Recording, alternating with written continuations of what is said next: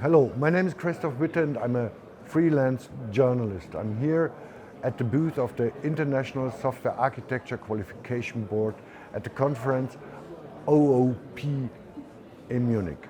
And I'd like to talk with Stefan Toth. He's an architecture consultant and CEO of the German architecture company Embark. Hi Stefan. Hi Christoph. Can you tell us a little bit about your role in the iSAQB? I'm a member since 2009, I think, so more than 10 years in the iSAQB now. My role is that I'm an active board member there. I'm also a member of the Strategic Council of the iSAQB. I was a member of the team that developed the Advanced certification that is in the iSAQB right now, and I also am the author of several modules that we have there. What kind of modules do you author? Well, the first one that was in the iSAQB as a whole was the AWERT, the Architecture Evaluation course. This is one that comes from my side. Also the Agile Architecture part, the AGILA, is one that came from my side, and then I reviewed several others. Mm-hmm. So these are the two main ones that I authored. Software evaluation, not software evaluation, which is common thing, yeah. Architecture evaluation. What do companies want to achieve with architecture evaluation? Well, architecture evaluation is actually a broad field. There are several things that you can achieve with that. We have companies that want to evaluate an architecture that they don't own, so they get software from the outside and they want to see if it's any good. Does it fit to their own criteria, to their own goals? This would be one aspect of software architecture evaluation. The second part would be that you develop software yourself or an architecture yourself, and you want to evaluate on your own if you're doing good compared to your own goals, which is more like a communication effort of the people that are actually building it. So we have several different ways to lean there. If we go with the evaluation from the outside, we are much more method-centric. If you do an evaluation from the inside, it's more communication-centric, I would say. Okay, so are there certain standards or well-known methods to evaluate architecture? Yeah, of course there are. There is one method in particular that everybody knows about. It's called ATEM, Architecture Trade-off Analysis Method. This trade-off that is in the name there suggests that there are important things we have to consider when designing a software system.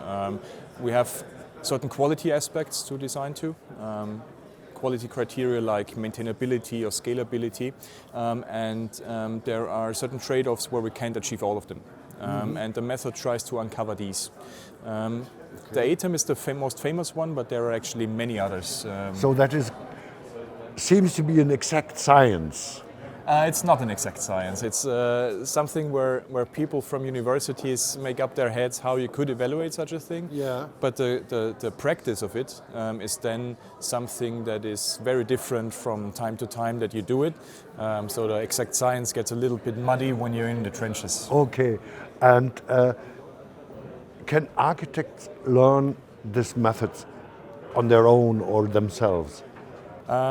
Actually, that's a tricky part because, as I said, the people that are defining the methods are mostly university guys, and therefore the methods are very well structured, documented, but on a very abstract level. So the guys in the ivory tower, kind of? Yeah, kind of. They actually practice their own methods, but also in very large contexts, like in NASA projects or with the Department of Defense. And what we try to achieve is that we actually have more practice with doing such a method to actually learn it. So the question mark is always how can you learn something that you only read about? And you try in the course you offer in the iSAQB, you try to mix in a very practical view. Yeah, it's a workshop. Okay. So we have a module in the iSAQB which is called AWERT. I talked about it before. There's a course where we have lots of practical stuff going on. So we really try to get the feeling of an evaluation there. How do you actually go on with getting the material to do an evaluation? How do you interact with people during an evaluation, and how do you condense the results or the result presentation? And which methods are taught in your course? Of course, the predominant method, ATEM, is a big chunk of it. But actually, if you look at other methods that are published, they always set themselves in comparison to ATEM. So if you know ATEM, you can easily see what other methods are doing. We also discuss methods like CBAM, which is a cost-benefit analysis method, more of an economical context.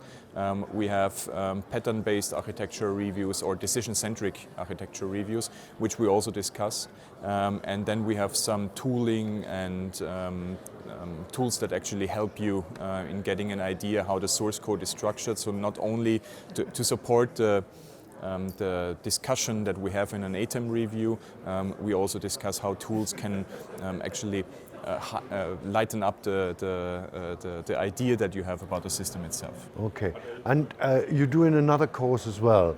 It's not something completely different, but slightly different. You do, besides the evaluation, architecture evaluation, you do agile architecture. Yeah, that's right. And there is, in agile architecture, where's the architecture? Because there is, I think, a very common discussion in the moment whether architects or architecture is necessary in an agile environment. Yeah, I know the discussion. Actually, I have a pretty good opinion about it, because the idea is that we,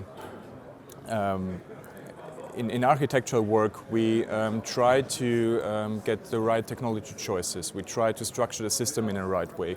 We try to get the system in a place where it's maintainable or scalable for the time to come. These problems don't go away just because we have agile methods now. The problems are still here, the activities are still there. So what we try to achieve in agile projects is more that we try to get more people into the process.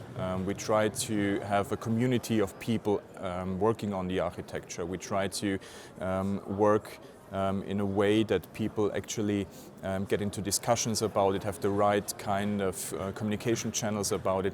Actually, architectural evaluations could help there with a lightweight approach, but there's also many different aspects to it, how to keep an architecture evolvable over a long time. So there are some technical aspects to it and a lot of communication aspects to it. Okay. Is there a main message in the Agile Architecture course? Well, one single message is always hard to tell, but the main message that I have is that we, if we want to build a good architecture, we have to have an architecture that actually is used in practice. So the people that are building the software need to own the software. We need to have responsibilities with developers. And to get this responsibility, we need developers that actually do the architecture, that know the architecture, that are participating in the process of creating the architecture. This can be organized by some central people, but actually the architectural idea is a product of many minds. And this is something that we try to get our heads around in the architectural course, where we also work on the methods that we need to achieve that. This was pretty abstract level that I told you right now, but actually we have lots of small little methods that let you augment the backlog that you have with architectural tasks, for instance, and stuff like that. So. Okay. Thank you, Stefan. And thank you for your time and interest. And please remember, software architecture is a product of many minds.